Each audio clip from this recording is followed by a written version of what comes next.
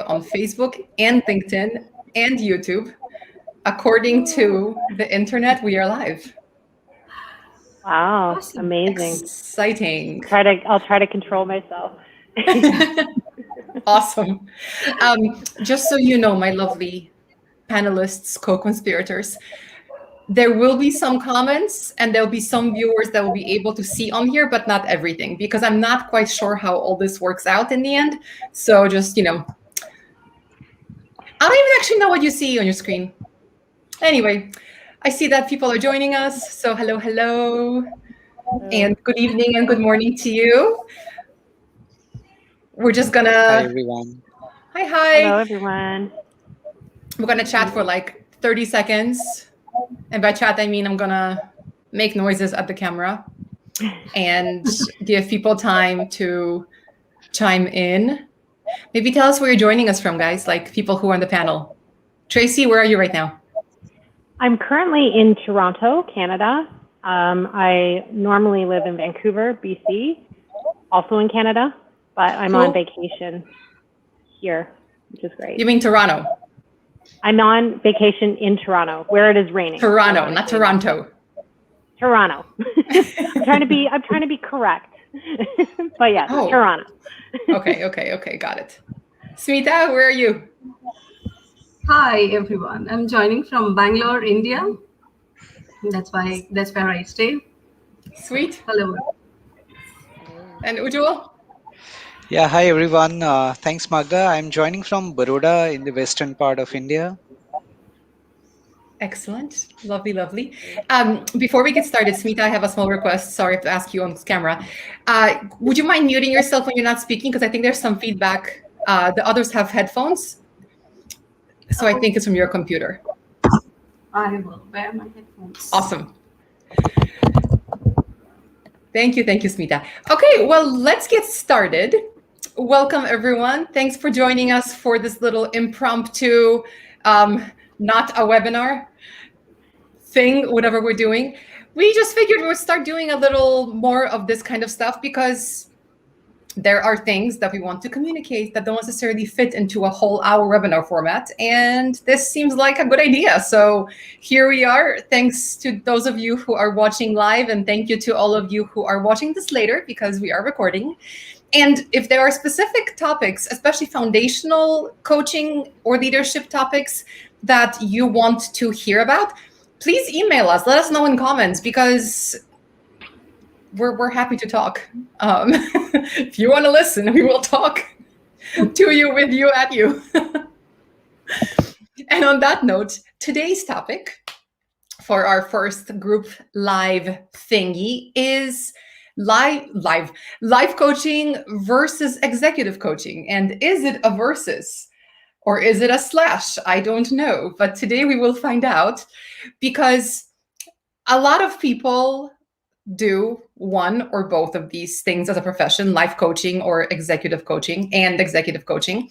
And depending on your background, your path to the world of coaching, you may or may not have some clarity around that, both in terms of what it is, but also in terms of what you want to do with your coaching career. So, Coacharya is a coach training institute, among many other things. And one of the biggest questions that we get from prospects is, oh, well, can I do life coaching after this course? Or can I do executive coaching? And the answer is always yes, you can do any coaching, because coaching is coaching. But the reality is that there's a different perception of the two.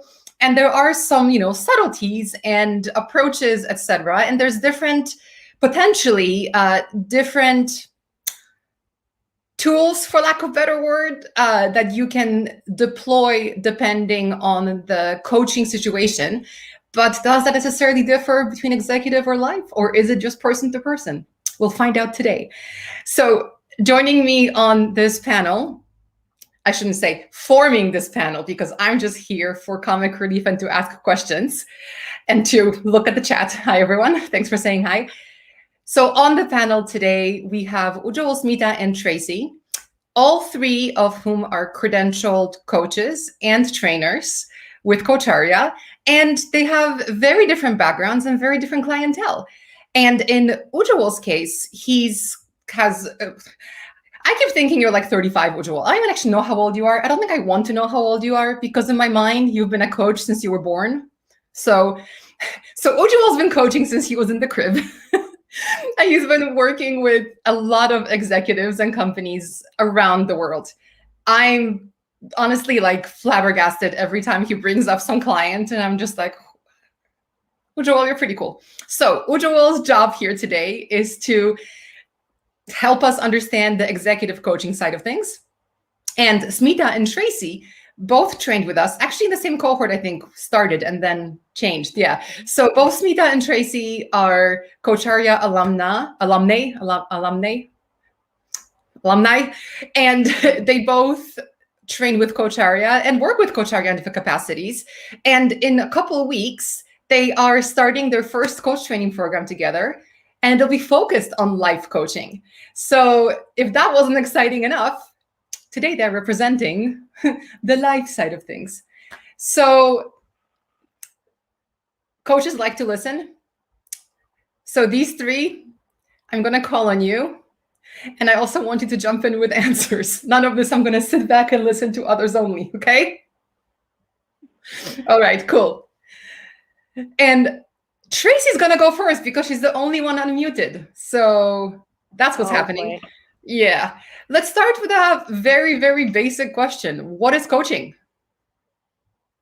Oh, well, as per the ICF, it's, let me see if I can remember this, partnering with clients in a creative process that helps them maximize their personal and professional potential.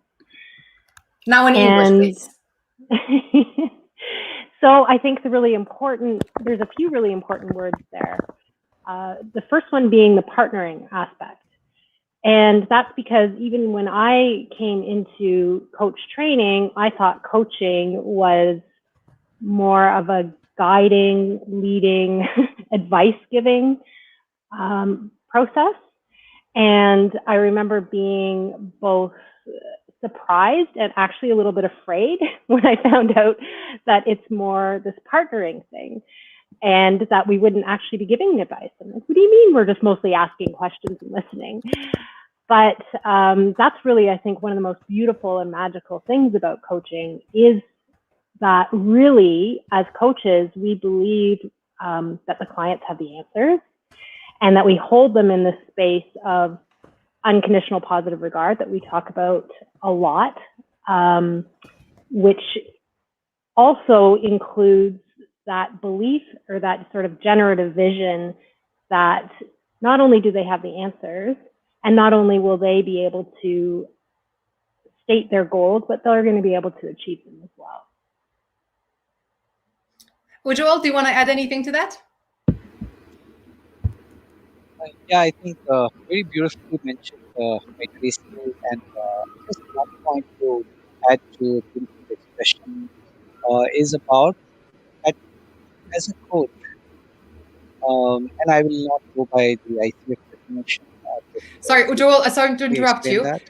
Could you adjust your microphone? You're kind of going in and out. Oh, okay. Is this better? Yes. Okay. All right.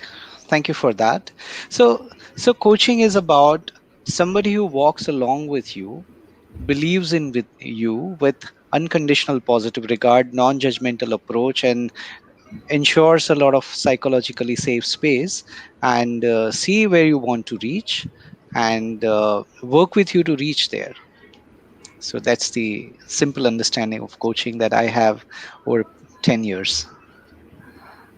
10 years. I thought it was 35. Yes. Smita, anything else to add? Yeah, so I would say that, this is also a process to provoke the thoughts. On a lighter note, like I just read this somewhere and it just stuck with me is, you can't tickle yourself as well as the other person can. So it's like, the questions asked by the other land us in a challenging way, and it makes us to think beyond. So I think it's an empowering process. It's like I never knew till I was introduced to coaching that the answers lie within us. I was always, thinking that the answers are outside, always looking for some kind of a validation. Little knowing then that the validation, the thoughts, the answer to every unanswered question is within. Love that. So, based on the definition of coaching, it sounds like anyone can be benefited by coaching and anyone can get something out of coaching. So yes, nods, yeah. So if that's true, why is life coaching separate from executive coaching? Or is it? Are executives not people too? Ujjwal? Okay. Yeah. So Magda, yes, just one more addition to what you mentioned earlier, that anyone can be benefited by coaching, and anyone, can get coaching. I would just add one more thing to it, is that anyone who seeks coaching will be benefited by it, because coaching is something which cannot be sold. It is always bought. Mm. So unless you seek it, you will not get benefited, right? So it's your urge, your thirst that will take you to the places, and coach will accelerate or catalyze that process. Mm. Okay. And answering your next question about, I think sometimes I also doubt that what is this executive coaching and life coaching, and I believe that all it's all one, is it's a niche that we identify. So if I am coaching corporate executives, it's executive coaching. So they come with some specific challenges which is related to performance or their behavior or transition, all of that. But in my experience, if coaching ultimately has to be successful, it has to be coached, and the person has to be coached, not the designation. So if I'm coaching a CEO, I'm not coaching that CEO. I may start with coaching the CEO, but ultimately, coaching has to go towards the person who is in the chair of a CEO. So the moment it touches their aspirations, their fears, their concerns, their values and beliefs, and their purpose, the moment those elements I start working on or working with, it becomes life coaching. So every coaching ultimately becomes life coaching, and I think you might like to explore with these experts that we have today, that then what is life coaching.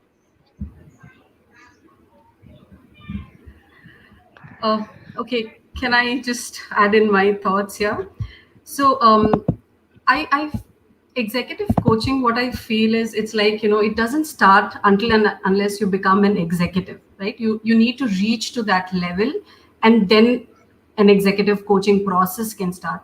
But I think life coaching is something which is not going by the designation, which is not going by your age or anything else. There is no boundary. It can start as early as in the childhood. Like when we were children, I think we were always looking at and counting on someone who we would take advice from, not calling that as our life coach or something, but then taking advice, right? Though they might not be skilled enough to take a position of a coach, it might more be like a mentor, but then that would help us when we were just growing up, maybe. So I think life coaching is a broader perspective. It includes, it's a broader horizon. It includes executive coaching as well. Yeah, that's what came up for me as well. It's definitely not something I see as separate. It's rather, it's like when we talk about work-life integration, right? And why it's not work-life balance. They're not two separate things. You're bringing your life into your work, and you're bringing your work into your life, and ultimately you are the same person going into either one of those spaces. So life and executive coaching, I see it as rather, it's a case of zooming in or zooming out. So maybe when you start with executive coaching, you're starting off with a very specific area, and then you're zooming out to the whole person of the client. And then perhaps when you're starting with life coaching, you're looking at it from a broader perspective and then zooming in on certain challenge areas that a client has, which could also include their career as well. So something that's coming up for me is actually an experience that I witnessed someone else have with coaching. And this person was an executive. And I remember how he would cancel his sessions all the time because it looks to me, at least, that he felt like he was being pressured into it, or that it was homework, or that it wasn't. I don't think he ever got to the point where he realized that this is for his benefit. And like Ujjwal said in the beginning, like, you need to want to be coached. If you don't want to be there, you need to seek coaching out. And this person, I'm not even sure if he was not seeking coaching, maybe just was the wrong coach. But it makes me think about that kind of maybe being a difference also between life coaching and executive coaching, where with life coaching, it's usually no one's forcing you into it. But for better or worse, sometimes companies still use coaching as a punishment or a reward. And I don't necessarily agree with that, but I know that it happens. So I'm curious, Ujjwal, do you encounter that a lot? And would you agree with my assessment that executive coaching sometimes tends to be forced upon people? Yeah. Yeah, you're so right, Magda, because what happens is that sometimes coaching in many of the clients, corporate sponsors that I have seen, it is offered as a remedial measure, and especially for achieving any behavioral goals, behavioral outcomes. Say somebody is a very alpha manager kind of a person, and organization wants him or her to be less angry, while the behavior could be very different, and the person is in denial mode. A sales head says that okay, so the very reason that the kind of targets that are given to us, if I don't pressurize my people, if I don't shout at them, they are not going to achieve it. And now you want me to drop that behavior and still want me to achieve those outcomes? I'm not going to get into coaching. So that's where it starts in 7 out of 10 situations. And these remaining three are genuine developmental agenda that the organization has. And now I'm seeing that the trend is changing. So I'm hoping to see that at least 8 out of 10 coaching propositions are not remedial, but they are future focused and developmental. So yeah, I tend to agree with you, what you have just mentioned. Okay. I just had this perspective. Thank you, Ujjwal, for sharing, because I was actually just thinking that, executive coaching is something which is like, more for the elite class. It's like, it's a sponsor by the organization, right? So you are already performing better, and in order for them to perform much better, an executive coach is hired for the leader. Whereas when we see in the case of life coaching, I still see that social stigma that people are not very, openly sharing that I have a life coach, right? So it's like having a life coach is like moving from a negative place to something which is positive. Whereas in case of executive coach, what my thoughts were that you're already performing better, and that's why the company is sponsoring you. You're a high potential leader already, and Yeah. now you are, you want to move up a notch. Yeah.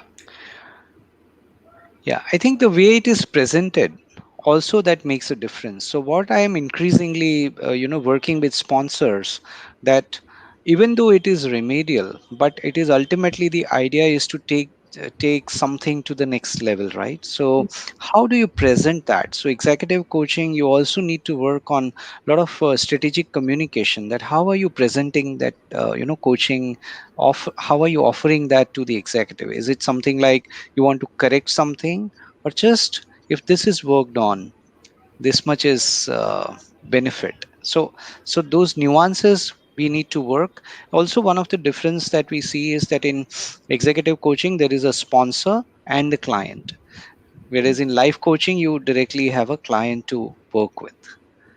So, yeah. Tracy?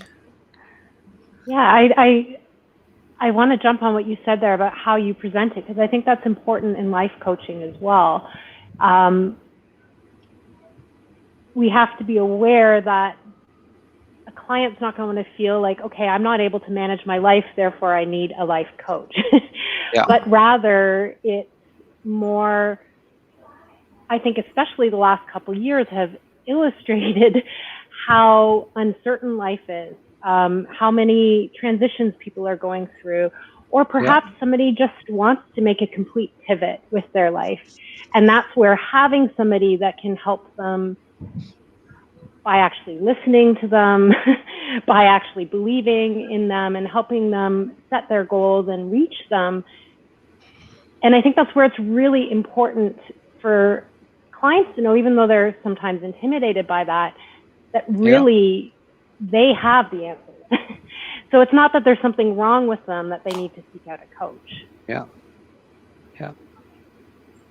So what do you think is driving all this? Because kind of what I'm hearing is we have executive coaching, and whether it's true or not, it's kind of true. But a lot of executive coaches, they're not cheap. So there's actual monetary value placed on what an executive coach does and what an executive coach can help facilitate in the company or in the leaders that they are coaching. So there's already some sort of, value placed on the coach and the coaching by the company, or at least by the sponsor of the coaching. And then there needs to be, whether it's, remedial or whether it's a reward, there needs to be some value that the person being coached also places in the coaching. So already you have, the coach, the sponsor, and the client placing value on the coaching.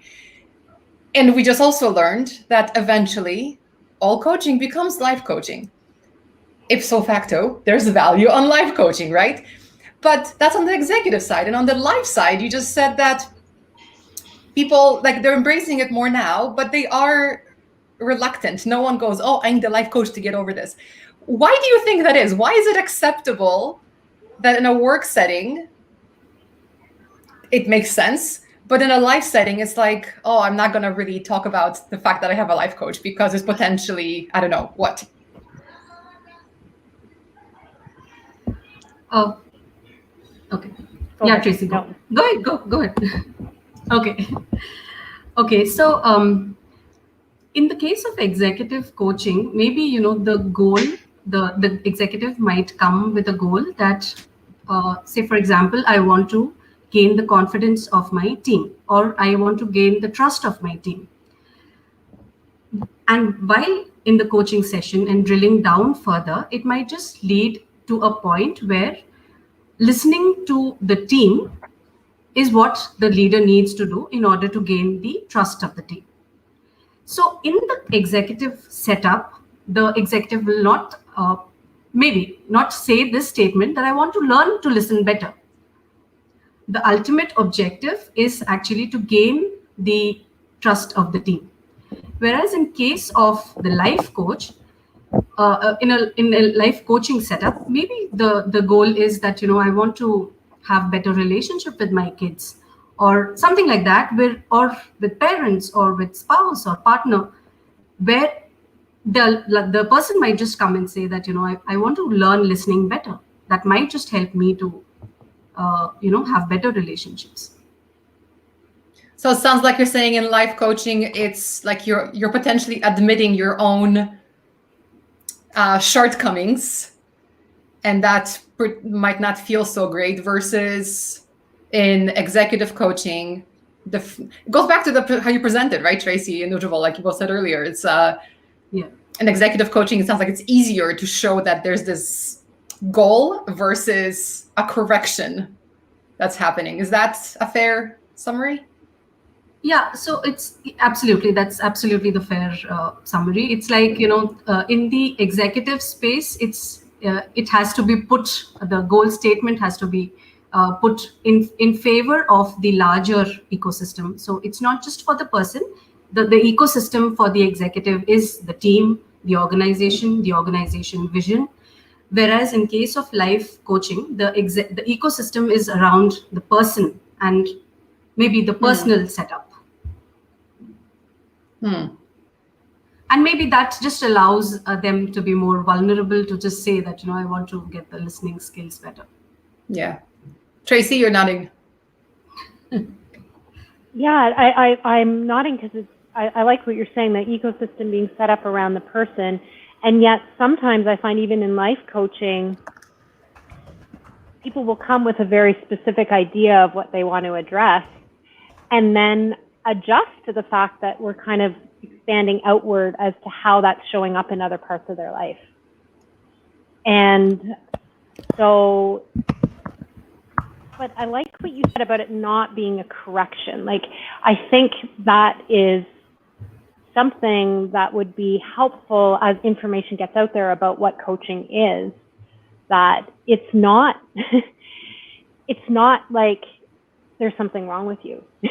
People may be good with finances and yet they're going to hire a financial advisor to help them. So I realize that we're not in an advice role, but the point is that we look to reach out to people to guide us or partner with us or assist us in all these different areas. And as we know, we as coaches all get coached. So I think it's a case of positioning it to people. And I think that I've had some of my clients that have come to coaching because they're reading books and they're realizing that there are thought leaders out there that all have coaches. And so they can see the benefit of that. And these are people that have previously tried therapy, which is about fixing something that's wrong, and realized that wasn't for them and that they rather wanted to partner with a coach to learn and be able to expand their skills. Yeah, coaching is all about future focus and moving forward versus looking back. So I do actually want to get into the process of life coaching, but there's a, sorry, Smita, your clicking is very audible, just FYI. Uh-oh. So whatever you're clicking, please don't. Thank you, sorry. I do want to get into a couple of questions on here. So for Ujjwal, perhaps what you could do is describe the process that would happen during an executive coaching engagement, especially from the perspective of interacting with the client, but yeah, starting with the sponsor, etc. Because, there's a question earlier, in executive coaching, there is an expectation by the sponsor for certain results. However, in coaching, we have this disclaimer that the coach is not responsible for the results. So how do we reconcile that? And I think that's super, super relevant in executive coaching. So can you talk us through this, and then we'll jump into the pattern of life coaching? Sure, Magda, and I'll be happy to respond to that.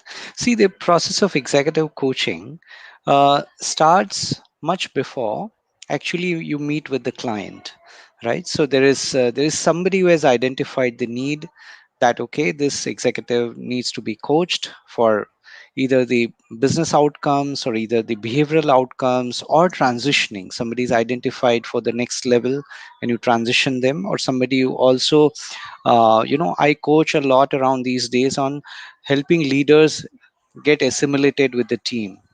Okay, so those kind of stuff also is coming up significantly now. So you meet with so somebody sends the requirement, and then you are shortlisted and the requirements are given to you, and then you discuss with the sponsors. So when I say sponsors, who all are there? So generally, is it somebody who is in charge of executive coaching? I think we haven't evolved to a level as yet where you have a chief learning officer, but you do not have a chief coaching officer.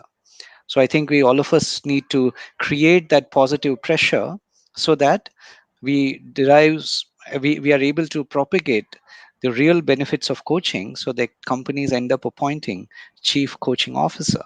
So currently, let's settle with chief learning officer. So chief learning officer and somebody, the HR business partner of that person's department, and the reporting manager of the client. So you start discussing with them, you identify, then we work with them on, okay, so these are the goals that you want them to work on, but have you really communicated to them? Are they aware that they need to work on? So they shouldn't be feeling that they are being brought into a lab and something will happen on them. So it's not a surgery or something like that is going to happen on them. It's a very, very generative and co-creative process. So then we need to do some, education there, and literacy sometimes needs to be created. And then we meet with the client. Now, one of the things that I would like to highlight here with all the coaches here with us today, that people straight away go into chemistry session with the client. And many a times I have realized that there is a huge communication gap about the goals that the client need to work on, especially the context and why part of it. At least that is what I have seen in India happening, and with some other countries outside as well. So what is told to us as remedial or as a reward may be shown to them as remedial or shown to them as reward. And then coach gets stuck because there is a very different picture with the client, very different picture with the coach. So i have I have worked that with many clients in last 4 or 5 years, and it has worked very well. We call it handover session. Okay, where all the people, the manager, the client, the sponsors, other representative, chief learning officer, they all come for, say, half an hour meeting in which they would initiate the context that this is what we want you to work on. This, and apart from that, you can also have some other goals that you would like to work on, but this is what we have identified for you, and these are the sources. So is there any psychometric assessment? Is there any 360-degree feedback? Is there any special off the line feedback that is received? But all of that is conveyed by them, and everybody is in know of the thing. So once the communication loop is closed there, then they move out, and in the same session or in subsequent session, coach and client go for a chemistry meeting in which the entire exchange, it's about getting to know each other, what is coaching, what coaching is not, and all that stuff is discussed, and really the chemistry is set up. And maybe then you set the goals and measures of success and all of that and move forward. And when it comes to the number of sessions, is that usually something that is predetermined at the beginning, or is it an ongoing engagement with executive coaching? Yeah, that's a great question. So usually, uh, so everybody knows that it has to be long term, but corporate executives either live month by month or quarter by quarter, right? So for coaching also, organizations many a times just say that we want 3 sessions or 6 sessions, but I really don't know, is that going to yield any results? But sometimes coaches also do not highlight. They say that, okay, 3 sessions, 6 sessions, okay, we are okay with that, and they just go with the flow. But I believe that we have a responsibility, moral responsibility, that looking at the goals that organization wants to work on, we need to somewhere say that, okay, we may say work for, so I typically feel that 12 sessions is something that minimum one should work on, and also have a contractual arrangement where you can have a possibility of extension so that you don't have to go back and redo the agreement. So And 12 renegotiate. plus 4, yeah, 12 plus 4 kind of a stuff that works well. And initially, you may start with, say, once in a week, because they also want to get into the action journey. They also need to get into the habit. And then one can move to fortnightly or even a monthly session. And that sounds like when it becomes a bit more like life coaching, you kind of go from the mindset of month to month or quarter, and what are the, Yes. I'm guessing tied to what's the company at large doing, how's the team performing, how much money's coming in, versus in life coaching is the personal progress.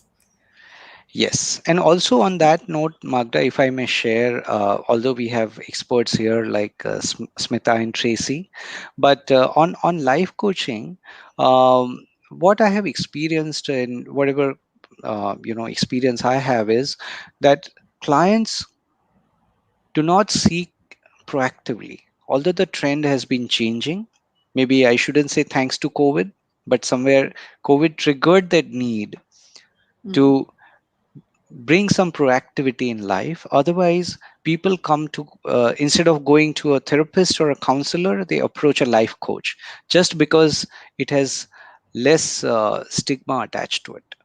Yeah, So they only definitely. come when it is extremely intensive care kind of a situation, and then they seek a coach.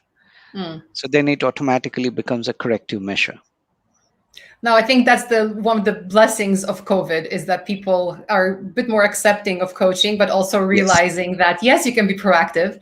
And even if you're not being proactive, perhaps they're also realizing that there's some things that I don't know if I can do alone, but someone, helping me, guiding me along, like being next to me might actually be helpful.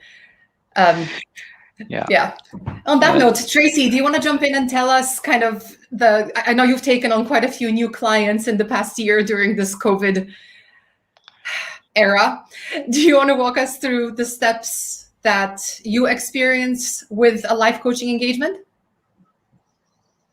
Yeah, I do. And I wanted to just say, when you were talking about COVID, what came up for me is I think what really helped, one of the good things that has come out of this, and there are good things that have come out of, there's good things that come out of everything, is the understanding of the importance of mental health.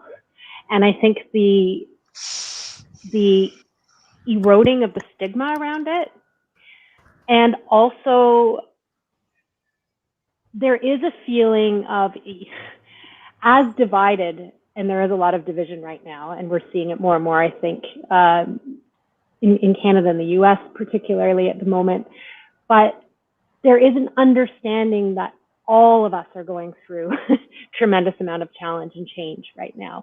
Whereas before, I think if you were going through a personal transition, let's say you're going through a divorce or you lost your job or that type of thing, it was very personal, right?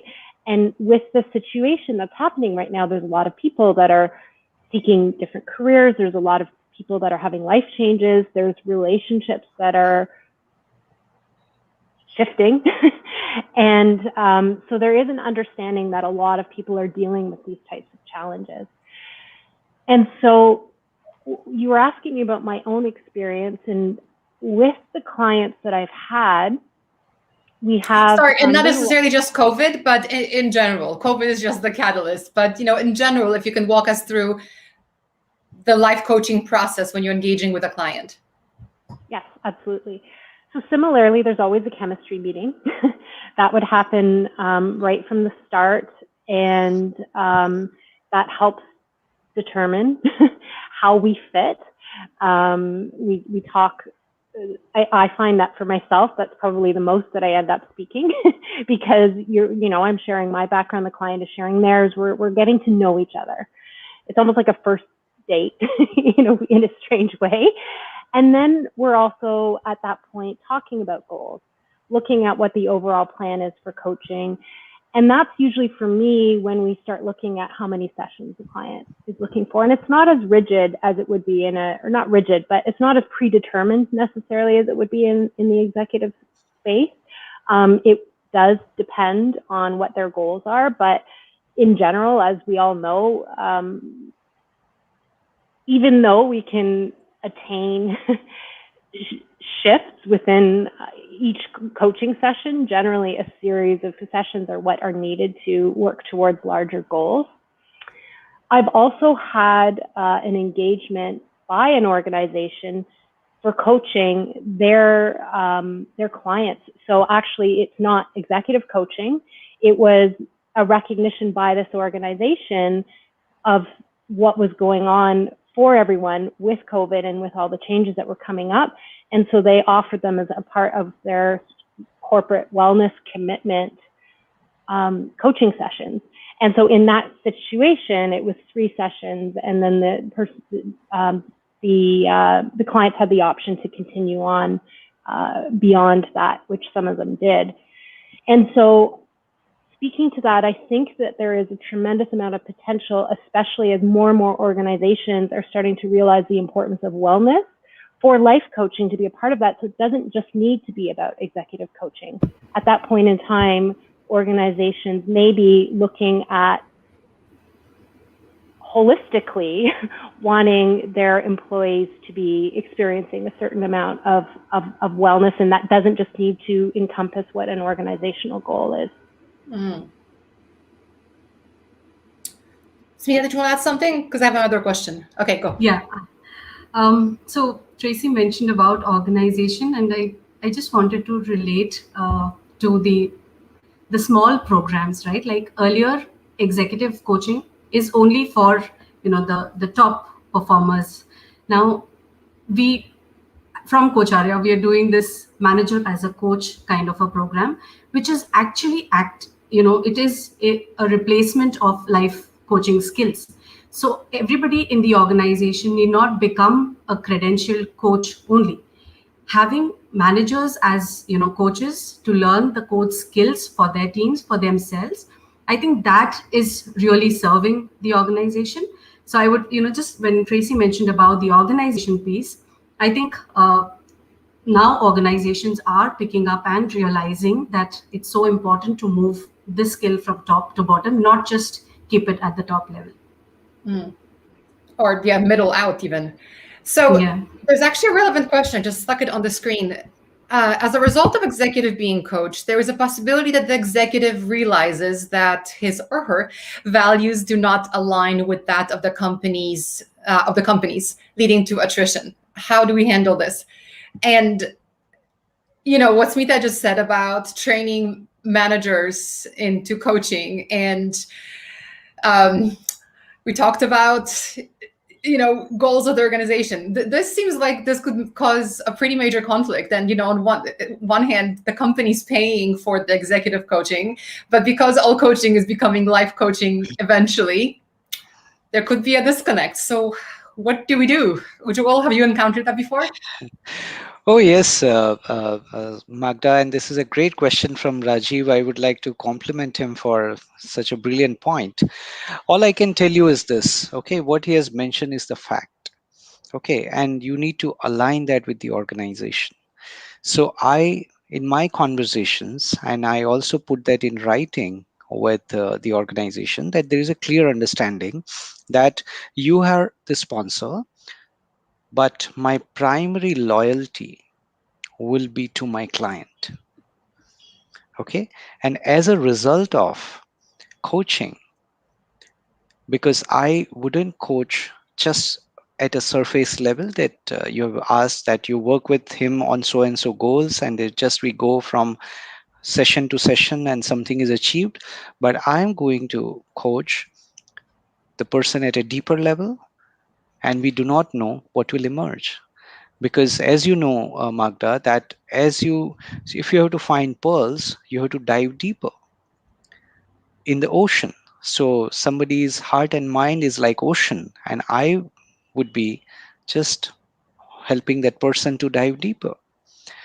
And as a result of that, there may be a possibility that something may emerge and the person might quit, or person might stay on even if you don't want to, because that's how he might discover his love and affection for the organization more than how you have loved and have shown your affection to him or her. So any such intended or unintended consequences, we may have to factor that in, and you tell me whether you are okay with that, then only I will start my process.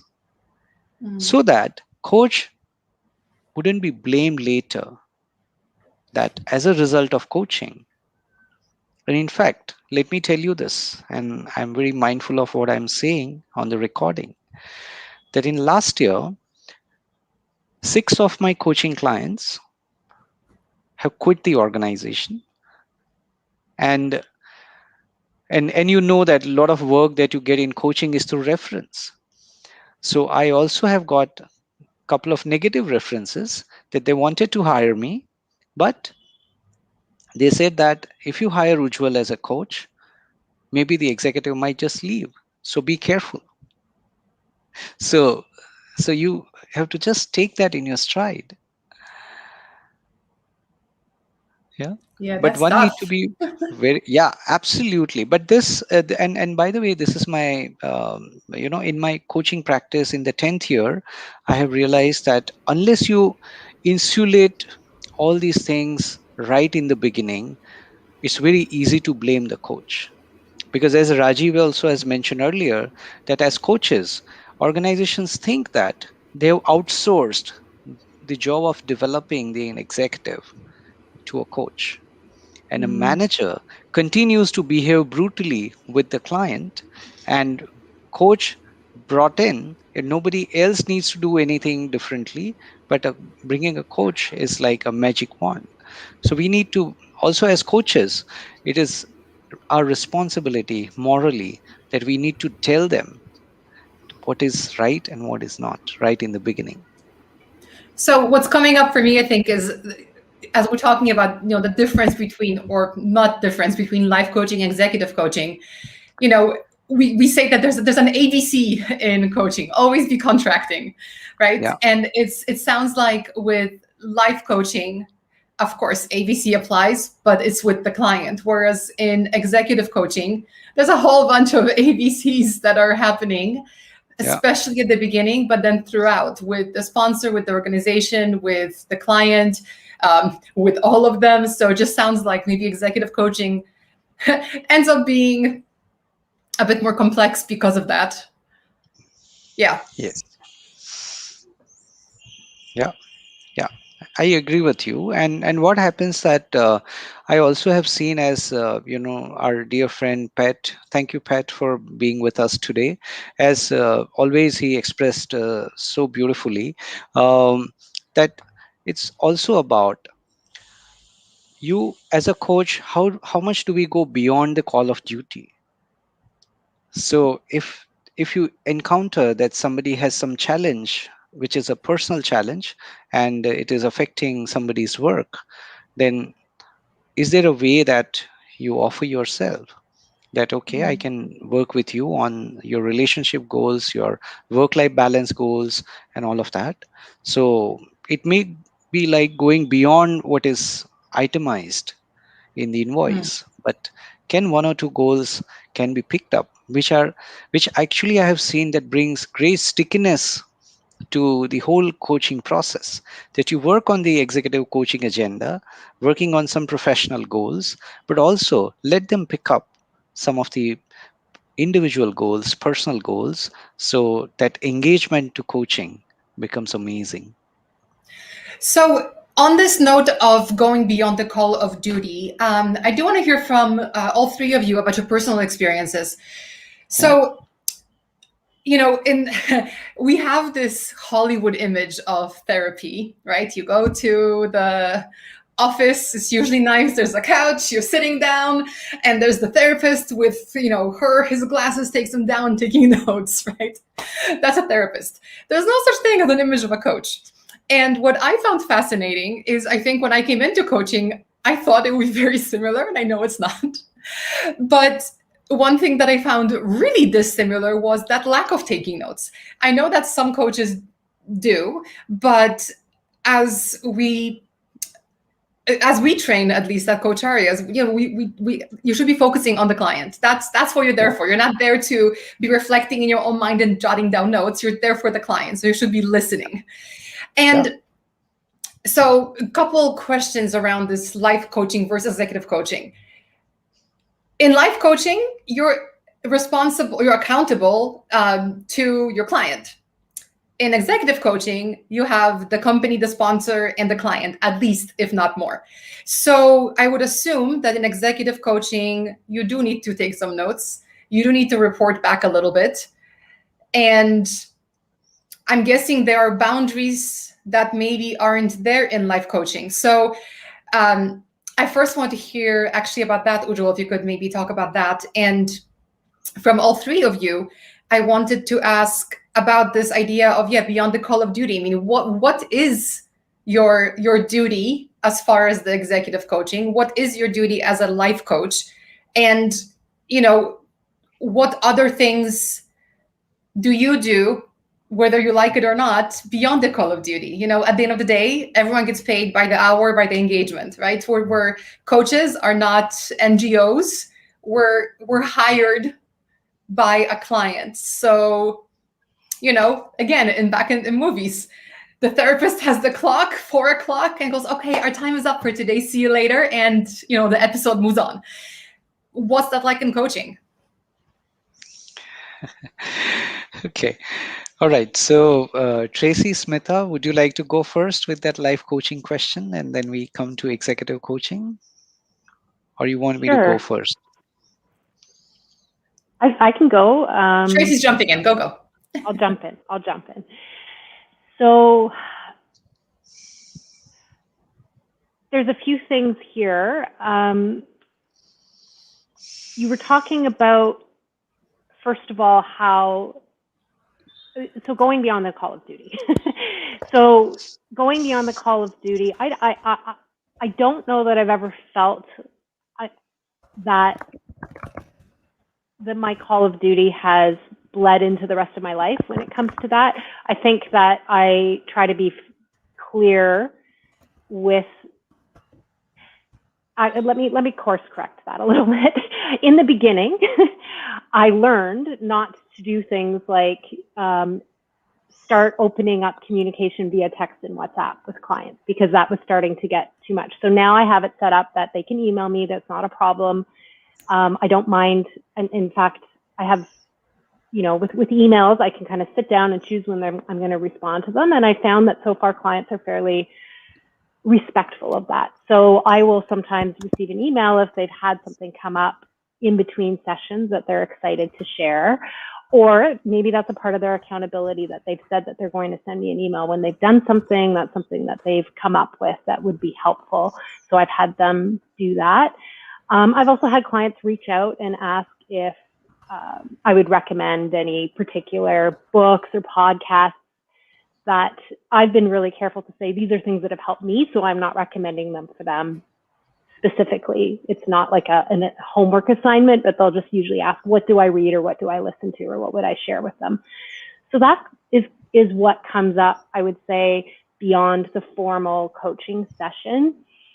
And then about goals themselves, I think, and I don't know if this is what you asked, but it kind of came up for me as you were speaking.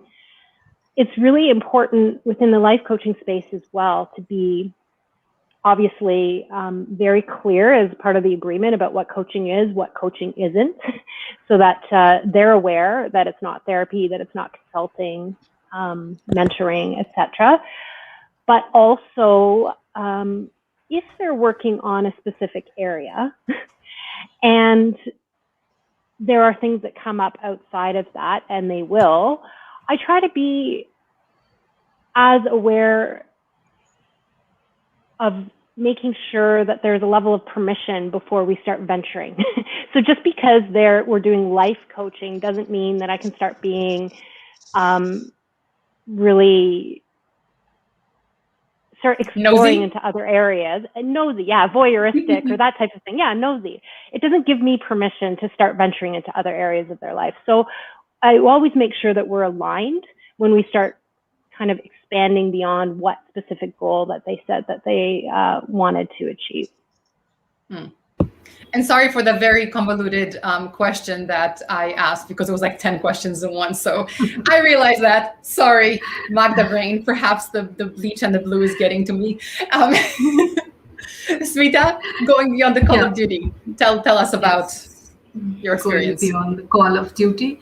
So it's like in executive coaching, there are a couple of stakeholders, right? Like in life coaching, we know it's just that client. I think as coaches, we need to be bold enough to challenge them to take accountability of whatever they have, designed themselves as the call of action. So asking those questions which will help them to be accountable, knowing there is no one else. It's entirely with that person. They're not going to be answerable to anyone. So that's just coming up for me. Ujjwal, tell Yeah. us about working with these multiple stakeholders. Who do you tell what? Yeah. So first of all, I think the confidentiality of the content is guaranteed at all the times. Not anything goes out anywhere. Even notes taking is concerned. That also is. So my practice is that I don't take notes. So that has compelled me to listen well. Okay, and if I have to, then I take the client's permission, and just for the reference, I pass it over to them, or I request them to take notes. If something which is important to them, they will take it. If something important to me, I will take it, but that's very, very rare. I have seen some coaches who are not listening. They are as if they are writing some exam. Everything that the client is saying, they will at least write 50% of it on their notes, and that is a very bad practice. It questions your presence, it questions your listening, and you don't know which question you are going to ask because you were not listening. Then you are reading. Okay, so I avoid taking notes. So I have no option but to listen. Okay, and client will, even the actions, number of actions that the client need to take, they need to write, and then there's a specific format in which they will maintain the records. And in order to discuss the progress, what I propose, and it has worked amazingly well, so I'm sharing with a lot of happiness, that if you have a 12 sessions contract, then how can you have at least midpoint and endpoint check-ins? So if there are every 4 sessions, you have something known as progress discussion. Do not use the word review, because review has a very negative connotation. So progress discussion, in which again the stakeholders who pushed this client into coaching, which accidentally he or she has started enjoying now. Okay, then they will talk about that this was where we were, this is where we are, this is how we are progressing towards the goal, this is how the needle is moving, this is needle is not moving, and stuff like that. Nowadays a lot of digital tools are also available in which somebody can make the progress known digitally also. But coach, yeah, if there are any significant patterns or insights that are emerging, then coach can share with the sponsors with permission from the client. So Okay, so that's oh, sorry. Mhm. In the midpoint check-in, so it's all stakeholders, including the client. Yes, and client Okay. will talk about that this is where we were with reference to these goals. If any personal goals that the client has taken up and coach has agreed, that may not be discussed, but the organization specified goals that are discussed. So this is how the needle is moving, not moving, this is the support that I may need, this is where I'm stuck, this is where I'm moving forward. So everything is described by the client except the content of the discussion between the two. Mm-hmm. And if, as long as client has permitted, coach can also share his or her observations, which is only to make the process better, and also call out for support. Mm-hmm. Okay.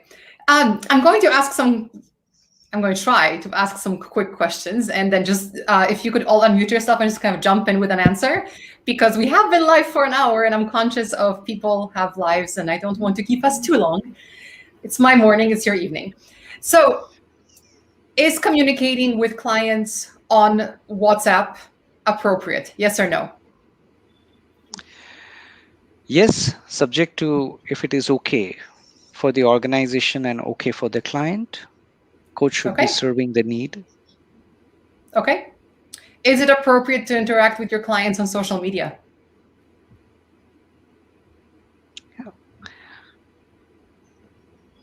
I've had clients add me on social media, and when I say interact, I mean if they're on Instagram and they post something, I'll like it, but I wouldn't set an appointment or change an appointment on social media. So, Of course.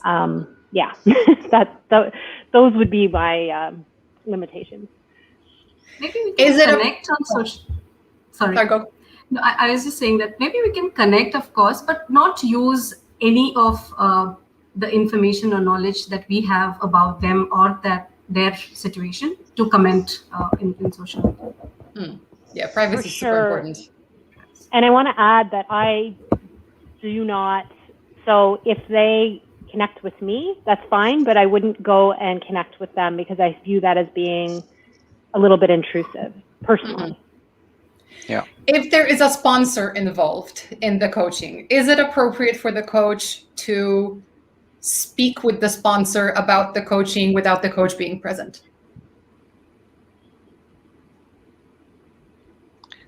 Coach being present or client being present? Sorry. Wow. Yeah. Time for second coffee. Client being present. Thank you. Good listening skills, Ujjwal. Yeah. So yeah, married for 25 years. So perhaps my listening skills have been brushed like that. Okay. Yeah.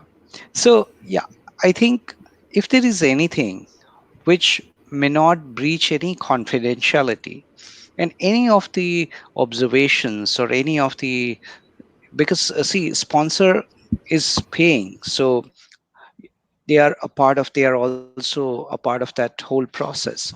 So if there is anything which does not breach any confidentiality, but any of the insights, any of the observations that coach or any patterns that coach would like to share with the sponsor, again with the confidentiality intact, one can share, but content, never ever. Context, maybe, as long as it is helping the organization with reference to the goals that they are set up. Love that. Context, maybe. Content, no. Very, Yeah. very clear. Is it okay for the client to request a recording of the coaching conversation? So at all times, no. But if client chooses to record and if they want to send over, that's totally their choice.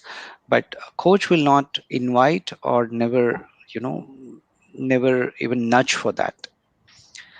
And the best that the coaching conversations are not recorded. That's the best thing to do, because you do not know that these days anything that you record, you may not know where it goes. Hashtag Pegasus. Oh my God, Ujjwal. Tracy, you said you looked like you were. Yeah, I've had a few clients request to record a session, and I'll allow it, but I would never suggest it myself either. Except for evaluative purposes when you are training as a coach, which you need in order to apply for your coaching credential. But then we have to delete it, of course, after you do it. Yes, Mita? No. Oh, you unmuted, so I just wanted to ask. Okay.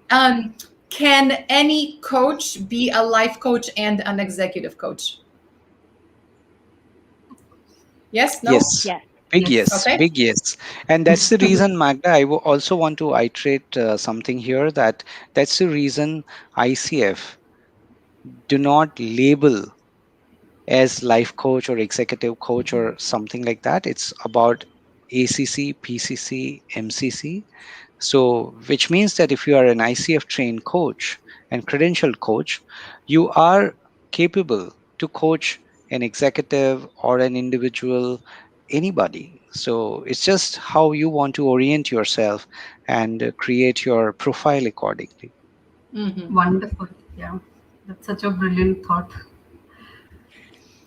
Yeah. So we're going to finish up unless any other comments come in. And in your closing statements, I would love to hear about, since all coaching ends up being life coaching, and as we explored today, there are some differences, of course. Ujjwal, with your experience in companies, I assume that, maybe falsely, but I assume that when you do your coach training programs, you do bring those experiences in.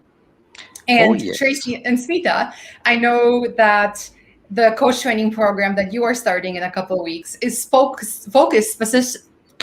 I need a second coffee. The program you are starting in a couple of weeks is specifically focused on life coaching. So I also assume you're going to bring those experiences in. But I'm keen to hear kind of when you do the coach training, what makes your program what makes it more focused or special? I don't know what I want to say. How do you bring yourself and your experiences into that program, and how will learners benefit from that? And I'm going to start with Ujjwal, please. Sure. Yeah. So thank you for that, Magda. I think all my entire course is based on what I say as experiential side of coaching. So anything which is not practiced, anything which is not tried out, is not taught. And any concepts that, any models, any tools, any frameworks that we co-create our learning space for is has a connotation of experience. So something which is learned can be tried immediately. Okay, so we bring the corporate experiences, we bring the and all that, not only great experiences but also worst experiences. So you learn at with low cost of trying out yourself, and also about life coaching. And I can also say that one of the great space that is coming up is also in life coaching space, is family coaching space, because we are becoming a lonely society. And I would invite everyone to refer to this book written by the current Surgeon General of the United States, Dr. Vivek Murthy. He was also Surgeon General in the times of President Obama. And he has written an amazing book called Together, that how loneliness has significant health impact as much as having 15 cigarettes a day. So we we will soon have life coaches who are invited just to talk, just to have a conversation, because people are highly connected online but disconnected offline. So I guess life coaches better work on their listening skills every day, because soon you will have paying clients who will call you just to listen to their story. That makes Thank me you really for sad, bringing up actually. that. Oh my God. Yeah. Yeah, I want to say thank you for bringing up that book, because I actually listened to a podcast with that author and I was really, really blown away, and I'd forgotten about it. So I'm going to look that one up. Sure. Yeah. Yeah, so Magda, your question around what we bring into the sessions, if we have like a life coaching lens, I would say. Absolutely, I would say that we bring our experiences in. Also our challenges. Like I try to be really upfront with the cohort in my own vulnerabilities. There's things that come up within coaching sessions as well, because I learn from every session, and then I invite learning from my learning, if that makes sense. And I love to how, Ujjwal, you talked about this family coaching. So when we're looking at the program within the life coaching context, then we're still looking at the competencies. We're not short-changing anything Yes. or not addressing anything. But when we look at, let's say, systemic coaching, we're not just looking at the organization, but we're looking at what are the systems in clients' lives, whether they be family, whether they be organization, whether it be their community. It could be any number of things. Their relationships as constellations, perhaps. Leadership we would still look at, but then we're looking at it more about how are you a leader in your own life? What is personal leadership? So it's, again, looking at all of the same things, but just widening the lens a little bit more. Yeah. Smita, anything to add? So it's going to be an amazing program. It's going to have, of course, the coaching process of the ICF will be covered, and like Tracy said, it's going to be more. It'll be more broadened. It'll have systemic. It'll be about good communication skills, how important it is listening. So all that plus what we bring with our own experiences, personal experiences. Yeah. It makes me think that maybe our next little live should be on what is systemic coaching, because as we've been talking today, what's been coming up for me a lot is there's so many systems that we're all a part of. And just like all coaching is life coaching, all good coaching, I think, is systemic coaching. Yes. I don't know. Tell me I'm wrong. Yeah, absolutely. Yeah. It makes me think of Peter Hawkins and how he spoke about that in one of his webinars, that you're, from the very first session, you should be bringing in the client systems. And I think he actually brought us through a meditation in that webinar, where you start thinking of all the people that you're touching, and all the people, touching maybe is the wrong word, but all the people in our own lives, and then all of the people whose lives are affected by them. So it's something that I try to keep in mind as well whenever I'm talking to a person, is what systems are they bringing in with them. Cool. Well, I'll see you here another time. We'll talk about systemic. All right. Well, I'm like to close, if that's okay with everyone. This was super informative, but also at the same time gave me more questions than answers. But that's a good thing, right? That's what coaching is all about. It's about asking the questions that make you think, that make you go beyond where you are today. And that's exciting. So I'm going to think about stuff a little bit afterwards. I hope that everyone who has attended or who is watching this later got something good out of it. And I hope to see you in class, at webinars, etc., etc., etc. We do lots of stuff around coaching and leadership because that's what we live and breathe and love. And if that's something that you live and breathe and love even a little bit, please come to Coacharya and interact with us in this stuff. And someone is asking about the book reference. I believe they're talking about the book that Ujwal talked about earlier, and that is Together. And it's by it's Vivek Murthy? No. Yeah, what's his first name? Yeah, Dr. Vivek Murthy. I have just mentioned in the Murthy Murthy. Mm-hmm. There we go. Yeah. So yeah, please check out that book. And if you want to see the lighter side of coaching and more of me and Tracy, we have a podcast. It's called Talking to Myself. And it's all about self-coaching. And we're a little less proper than we were today. So if anybody wants to check out that one, that's on all the different platforms too. Hey, you gotta brand yourself a little bit. Anyway, thank you so much, everyone, for attending today and for staying with us for an hour and 15 minutes. That's awesome. I was fully expecting that in 20 minutes we will cover all coaching is life coaching, the end. So I'm very happy that there's so much more to this. And if you are not a coach yet, or you know someone who isn't a coach and you want them to train, please refer us. We do have referral bonuses, etc. And also the trainers that you see here on the screen are pretty phenomenal and amazing. And all three of them run coach training programs. So join us, tell your friends, and see you here next time. Thanks, everyone. Thank you. Thank you. Bye. Bye-bye. Thank you. Thank you, Tracy, Smita, Magda. Bye-bye. Bye. Bye.